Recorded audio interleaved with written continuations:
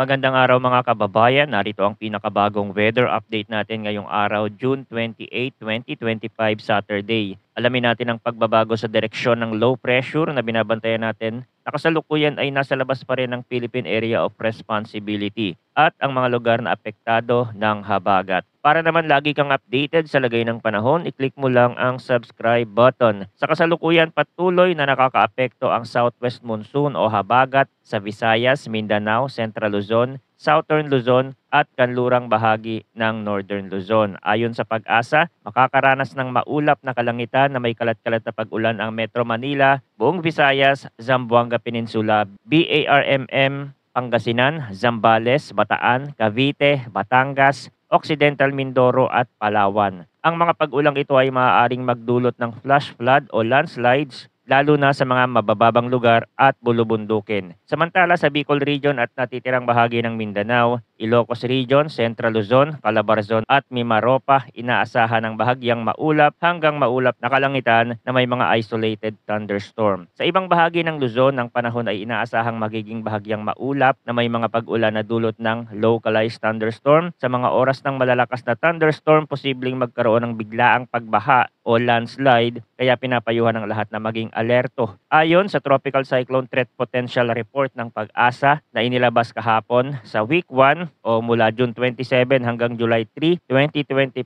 ipinapakita ng model forecast na may posibilidad ng paglitaw ng isang TCLV o Tropical Cyclone-like Vortex sa silangang bahagi ng Philippine Area of Responsibility at TICAD. Bagamat mababa hanggang katamtaman ng tsansa ng pagbuo nito bilang isang ganap na bagyo, ito ay isang development na dapat bantayan. Sa Week 2, mula July 4 hanggang July 10, 2025, pinapakita ng mga modelo na ang TCLV na ito ay maaaring kumilos patungong hilaga ng PMD, ngunit nananatiling mababa ang posibilidad na ito ay maging isang tropical cyclone. Tingnan naman natin ang latest forecast mula sa mga international weather model, partikular na ang European model. Base sa kanilang datos, may isang LPA o low pressure area na lalapit sa bansa at inaasahang magiging ganap na bagyo. Ang magandang balita ay hindi ito inaasahang magla-landfall dahil sa isa pang sama ng panahon na posibleng mabuo sa Pacific Ocean papuntang Japan. Dahil dito, ang bagyong papalapit sa bansa ay hihilahin pataas at hindi direktang tatama sa kalupaan. Sa kabilang banda, ayon sa GFS model, dalawang potensyal na bagyo ang ipinapakita, isa sa kanluran at isa sa silangan. Bagamat ganito ang nakikita ng GFS, sa long range forecast ay mas karaniwang mas reliable